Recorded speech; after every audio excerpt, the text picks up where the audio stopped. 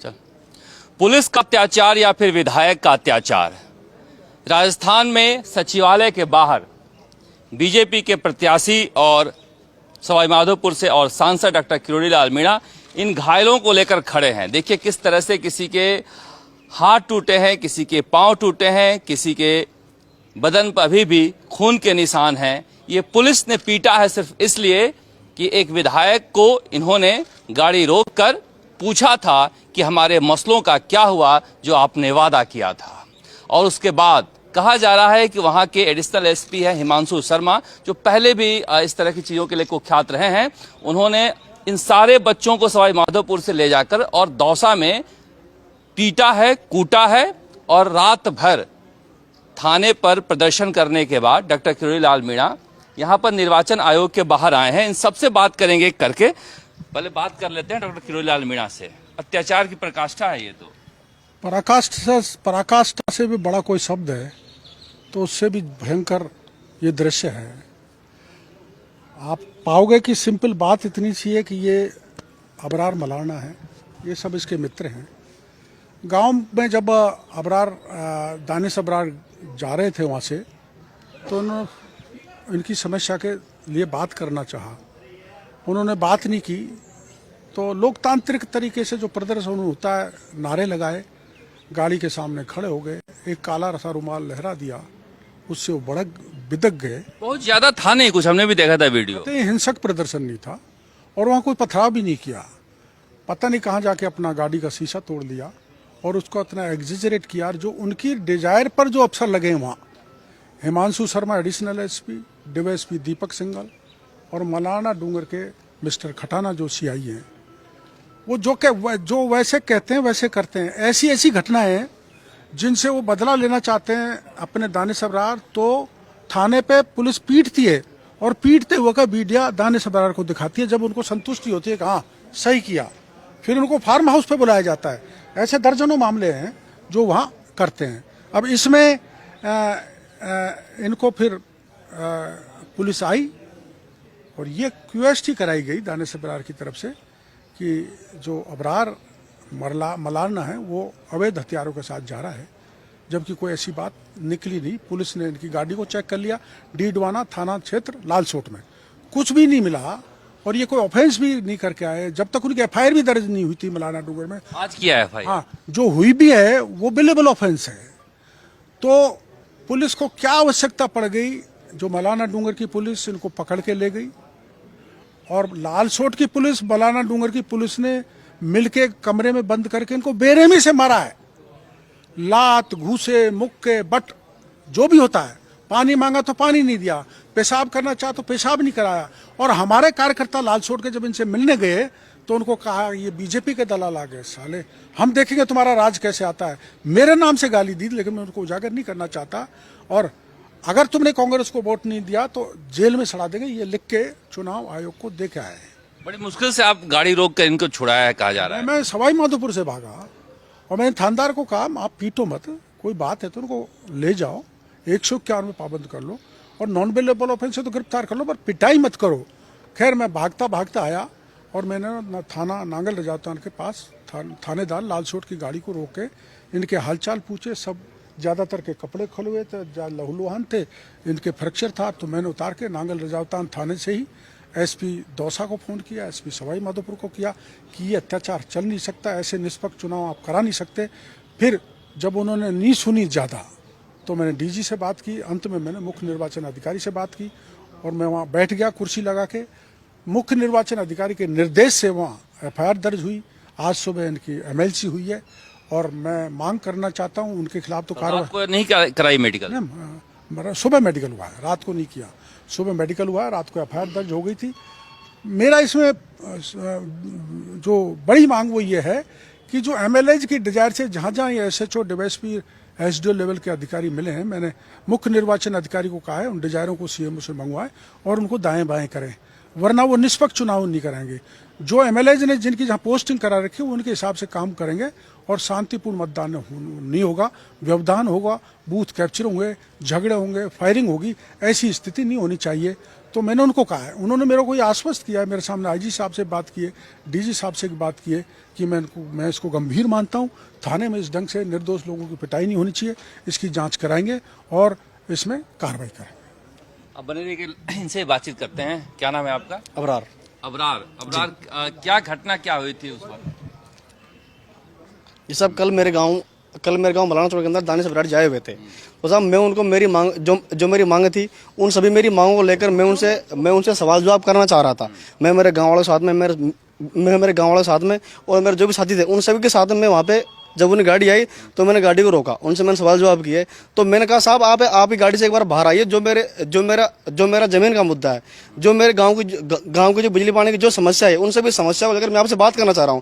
तो साहब वो उनकी गाड़ी से उतरकर बिल्कुल बाहर नहीं आए। मैंने बार बार उनसे मैंने खूब रिक्वेस्ट करने के बावजूद भी उन्होंने वहां से गाड़ी को भगाई। जब उन्होंने वहां से गाड़ी को भगाई, मैंने नारेबाजी करी, मैंने उनको एक काला कपड़ा दिखाया। उसके बावजूद जब उसके ड्राइवर ने गाड़ी को वहां से भगाया तो मेरे गांव को एक लड़का वहां खड़ा हुआ था, उसके पैर के ऊपर उनकी गाड़ी वहां से निकली है। निकलने के बावजूद में आगे चलकर जो कोई थे, उनके जो भी थे मिलने वाले, उनने खुद ने गाड़ी कांच फोड़े, उसका इल्जाम हमारे पर लगाया जा रहा है।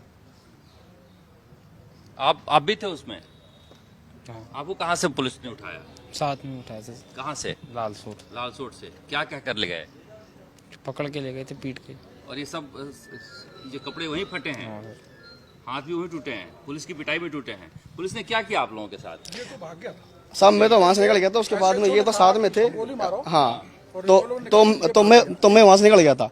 इसके नाक पे मारी है, नाक में फ्रैक्चर है। ये आपका कैसे टूटा है? जी जब मैं वहां से जब हमारी गाड़ी को पुलिस ने रोकने के बाद पुलिस मेरे लिपटने के बाद मेरे से कहा कि क्या बोलते हैं, इसके आप लोग गोली काट दो, इसके हाथ पेड़ तोड़ दो। तो मैं वहां से भगाऊं छुड़ा के भगा, जब मेरे दिए उन्होंने लड़ दिया। मेरा अबरार नाम मेरा। आपका? नमो। आपका क्या नाम है? वीरेंद्र मीणा सर। वीरेंद्र, ये पुलिस ने किस तरह से पिटाई की और कहाँ पर पिटाई की है ये? सर सबके पहले हमारी गाड़ी को पुलिस ने रोका, फिर वहीं उतार के लठ मारे, पुलिस की बंदूक के बटके से मेरे नाक पे दी, फिर ये ब्लड आया। फिर उसके बाद में आडा पटक के लठ मार के मेरे को गाड़ी में पटका। गाड़ी में पटकने के बाद में गाड़ी मारते हुए लालसोट थाना ले गए। थाना में ले जाके थाने के अंदर हम 5-6 लोगों को अंदर कपड़े खुलवा दिए, बद्दी गालियां दी, लठ और पट्टो और बिंदु के बट से हमारे साथ मारपीट की और हमारे ऊपर दबाव बनाया कि दानिश अबरार का साथ नहीं दोगे तो तुम्हारे ऊपर ऐसे मुकदमे लगवा देंगे और अभी तुम्हारे गाड़ी में हथियार डालकर तुम्हें हथियार होकर और उन मुकदमे में डालेंगे। प्रदर्शन में तुम भी गए थे? हाँ जी सर। क्यों गए थे तुम? सर ये हमारा साथी था, इसके साथ गए थे। आपका क्या नाम है? घमंडीलाल मीणा। घमंडीलाल, आप कहाँ के रहने वाले हैं? बाड़ोती। ये पैर कैसे टूटा है आपका? यहाँ पे लालसोट पुलिस और मलाना डूंगन थाने वाले थे, उन्होंने हमको यहाँ से पकड़ा था, फिर थाने में ले गए। लालसोट वहाँ जाके अंदर कमरे में बंद करके मारपीट की उन्होंने, लाठी से पिटाई की, लाठी डंडों से और पट्टों से। और उसके बाद कहाँ लेके जा रहे थे? फिर वहाँ से इस पे 6 लाइन पे लेके जा रहे थे हमको, लालसोट थाने से पता नहीं फिर खाने लेके जाते कि इनका एनकाउंटर करेंगे, इनको ले जाकर ये बोला गया था। फिर जब तक साहब आ गए फिर वहाँ पे ये जिस तरह से पिटाई हुई है, ऐसा लग रहा है कि मतलब कोई कानून व्यवस्था नाम की चीज नहीं है, पुलिस बिल्कुल दबाव में कोई इस तरह से। देखो, मैंने आपको एक मोटी सी बात कह दी, राजस्थान में हर एमएलए अशोक गहलोत बना हुआ है और उनकी डिजायर पर ये थानेदार, डीएसपी, एसडीओ स्तर के व्यक्ति लगे हुए हैं।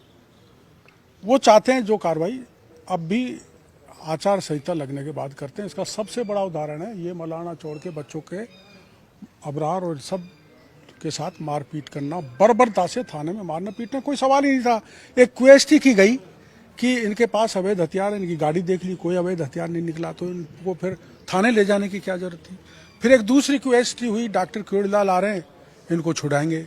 उसमें भी हमने कोई छुड़ाया नहीं, हम तो थाना नांगल पे इनको ले गए। थाना नांगल पे ले जाके मुख्य निर्वाचन अधिकारी से बात की, डीजी से की, एसपी से की, एफआईआर दर्ज हो गई, मेडिकल हो गया। तो कानून के उल्लंघन की ये पराकाष्ठा है।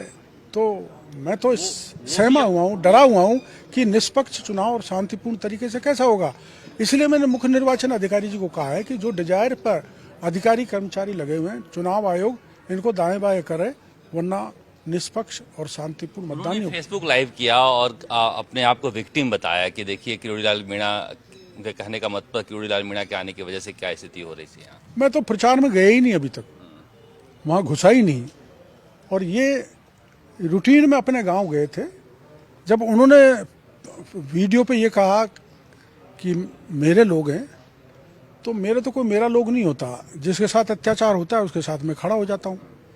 तो मैं सवाई माधोपुर से भागा आया, पुलिस पता नहीं इनको कहाँ लेके और बेरहमी से पीटती, तो मैंने नांगल अजावता थाने के पास लाल छोड़ के थानेदार को ले जाते हुए उनकी गाड़ी को रोक लिया, इन घायलों को उतारा और मैंने इनका इलाज कराया, थाने पे ले गया। दानिश अबरार के खिलाफ पहले भी एक बार नारेबाजी हो चुकी है। उसी दिन सूरवाल पर और हुई है, वो भी मुसलमानों ने की है। क्यों भाई अबरा? मतलब इन्होंने कोई छोड़ा नहीं अत्याचार, चाहे मुसलमान हो चाहे हिंदू हो, जिस पर अन्याय अत्याचार नहीं किया हो। और इस बात से बड़ी प्रसन्नता होती थी, कोई फेसबुक पर किसी ने डाल दिया या उसके बारे में कुछ कह दिया तो थानेदार को कहता था इसकी पिटाई करो, और पिटाई का वीडियो मेरे को दिखाओ। इनको पुलिस वाले वीडियो दिखाते थे जब खुश होता है। आप बता कितने माइनॉरिटी के 300 लड़के के ऊपर मुकदमा करवाया साहब इसने। माइनॉरिटी के 300 लड़कों को अगर किसी ने पोस्ट डाल दी, उसको थाने में अंदर पिटवाता। थाने में अंदर पिटवाने के बाद में पुलिस से बोलता कि मेरे पास आप वीडियो कॉल करो। वीडियो कॉल करने के बाद में जब वो देखता वीडियो कॉल पे जब फिर बोलता कि आप पीटो मेरे सामने इसको। सब पीटने के बाद में उनके वीडियो को वो खुद रिकॉर्ड करता। रिकॉर्ड करने के बाद में फिर अब जब चुनाव आ रहे हैं, अब वो उनके ऊपर दबाव डाल रहा कि अब तो मेरे साथ आओ। 300 लड़के साहब माइनॉरिटी के। अभी गुजर समुदाय के एक मीटिंग में विरोध हुआ था, उन बच्चों के साथ भी कहा जा रहा है बच्चे आने वाले हैं। वो एसपी से पूछना भाई, वो बच्चे आ रहे हैं। उन्होंने जो ये नारा लगाया था कि पायलट के गद्दारों को जूते मारो सालों को, ये कोई लोकतंत्र में चलता है? इससे किसी के प्रति हिंसा तो हुई नहीं, लेकिन तभी से पुलिस उनके पीछे भाग रही है। वो पलायन कर गए, घर में है नहीं, 10-12 दिन से बाहर है। मैंने उनको भी बुलाया है, वो आ रहे हैं, वो घर में नहीं रुक सकते। तो कोई लोकतंत्र में यह भी नहीं कर सकता कि किरोड़ीलाल मुर्दाबाद, किरोड़ीलाल गो बैक, किरोड़ीलाल वापस जाओ, किरोड़ीलाल हमारा ये काम करो। ये भी अगर आप सुनने के लिए तैयार नहीं है तो डेमोक्रेसी खत्म हो गई। दानिश अबरार के बारे में उस इलाके में बहुत सारी कहानियां हैं जो पुलिस और प्रशासन के बल पर लोग कहते हैं कि उन्होंने लोगों पे अत्याचार किए हैं। और इस तरह से ये डॉक्टर किरोड़ीलाल मीणा जो हैं वो इन सारे लोगों को लेकर आए हैं कि किस तरह से पैर किसी का टूटा है, किसी का हाथ टूटा है, और ऐसा पुलिस ने तोड़ा है सिर्फ इसलिए क्योंकि उन्होंने दानिश अबरार की गाड़ी के आगे आकर उन्हें रोकने की कोशिश की थी। हालांकि गाड़ी का शीशा कैसे फूटा इसका वीडियो अब तक सामने नहीं आया है। कुछ लोग कह रहे हैं कि गाड़ी जब वहां से निकल रही थी तो शीशा नहीं फूटा हुआ था, बाद में जब वो फेसबुक लाइव कर रहे थे तब टूटा हुआ उनकी गाड़ी का शीशा दिखाई दे रहा था। कैमरा शर्मा के साथ शरद कुमार, जयपुर, आज तक।